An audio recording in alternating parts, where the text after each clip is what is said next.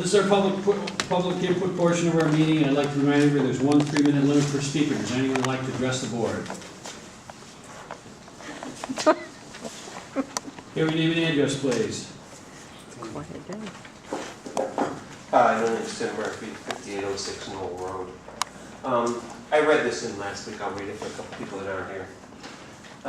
Friday, May 16th, 2008, at 8 p.m., the residents of the housing development just north of the Cicero Walmart were again treated the criminals being chased from Walmart through the neighborhood.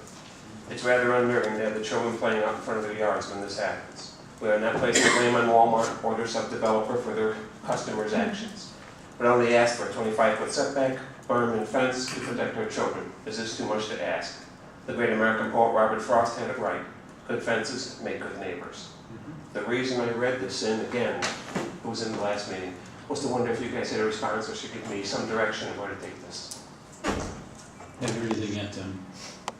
Is there something, I mean, nobody has a response on which way I can go?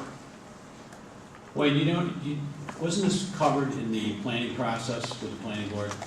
This was so long ago. I wasn't involved, but I can check. Could you check on that for us? I don't know right now. Yeah.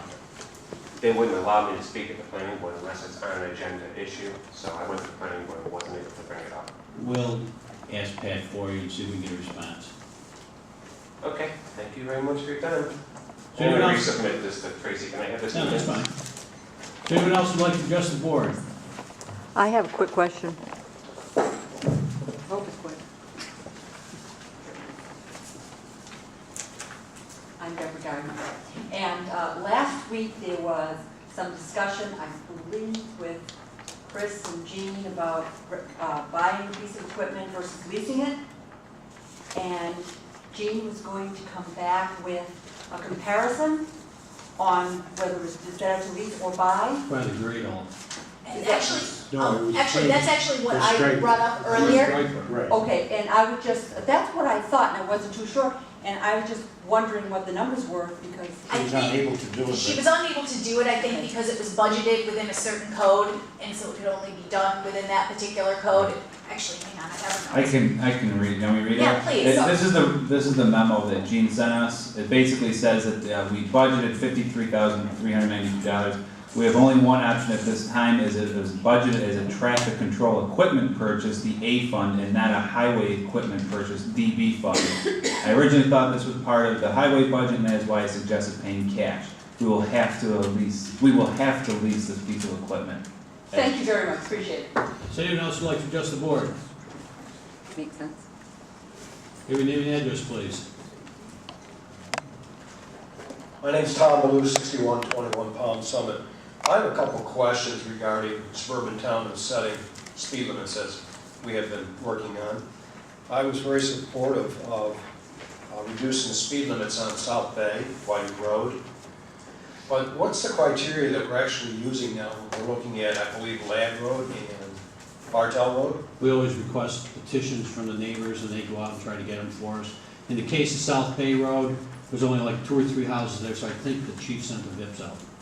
Well, I can appreciate that, but I guess the question is, are we lowering speed limits or raising speed limits based on petitions being passed around, or are we looking at engineering standards to decide what a safe speed actually is for these roads? So we request the speed, or the petitions, then we in turn give them to the highway superintendent and the police chief, and then they make a determination what's warranted.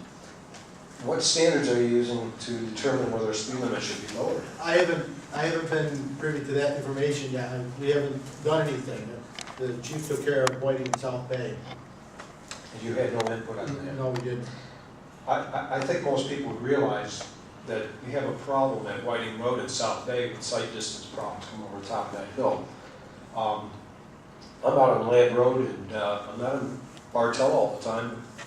I see turtles walking across Ladd Road, and if they can make it across the road, I'm sure we don't have a speeding problem out there. But, Well, the issue that it's came up, 45. there's a few individuals up there that have motorized wheelchairs, Okay. and that's where it came from.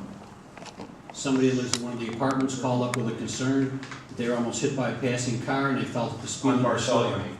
It's either on Bartell or I Ladd, don't one or the think other. there's any apartments on our land that I'm familiar with. But it doesn't make any difference, you know how they travel Sure. around. I guess my other question was, if I can ask the highway super, Regarding the stop sign, was that at Dozier, and what other street was that? That was in Bridgeport. Well, I understand that, it's over. Pegler and Ronaldo. Okay, and you said you thought that the stop. Yeah, the stop signs I measured today, it's less than 200 yards on either side, there's a three-way stop. Well, I guess the criteria would be not to use them, obviously, for For speed speed. control. Do you have a sight distance problem at the intersection that people can't see and get out? No, Okay, it's a straight road. that's good, because There is a obviously stop- that would be the most important. There is a stop sign coming off of Pegler onto Ronaldo.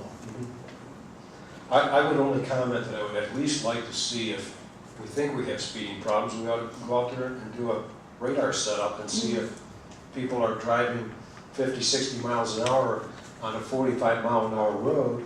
If it has to be lowered at that point, that's all well and good, but just to change the speed limits for the sake of comments from the residents, I don't see that as being sound engineering tactics that should be used to determine these I speeds. think that when Chief Snell comes back, we'll get a further update exactly what criteria he's using when he does the inspections on these various roads.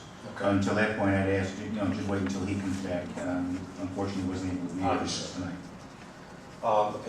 Like I said, it's a great idea that South Bay has been reduced, but now we have a situation between Thompson Road and Route 31, where you've still got a speed at 55, so you come out of 45 from the Burdick Auto Mall, 45, you pass Thompson Road, you go to 55, when you hit 31, you go down to 45, and that's the biggest stretch with fewer homes. So I think you have to show a little better consistency, a little bit of engineering statistics and establishing these, or it takes away some of the, not only the criteria, but what you're trying to accomplish, where it looks like it's happenstance type of engineering practices. And I think, I know there's some retired engineers that have worked in traffic for New York State for many years.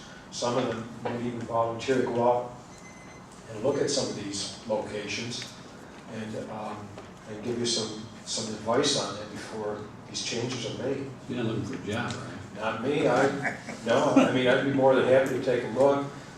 There's a gentleman that I worked with, he had 35 years. He was a resident engineer down in Doggy East, he retired.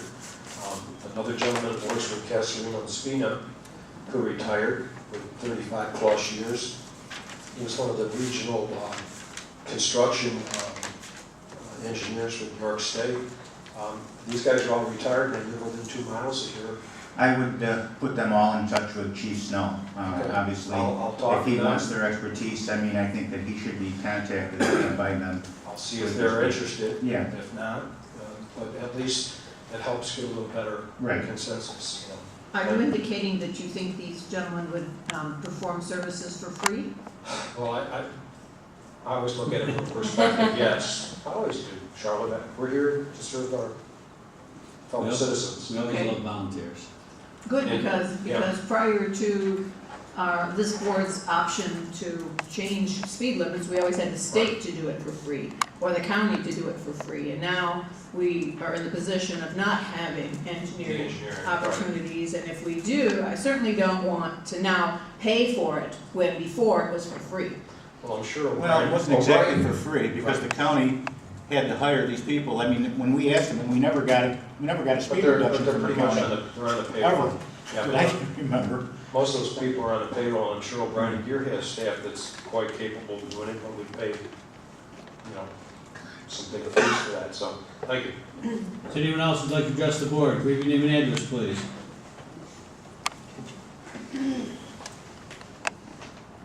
Ray Schrader, 7229 Bridgeport Mill Road. In talking about these stop signs and speed limits, I don't know how many seen it on the news this week, that the residents of Elbow Road in the town of Salina was complaining about stop signs, people running stop signs and speeding, and they put a sheriff there for the day, and Channel 9 talked to the sheriff, and 50% of the tickets were written to residents of the area. It's It's always the case. It's always, Always the case.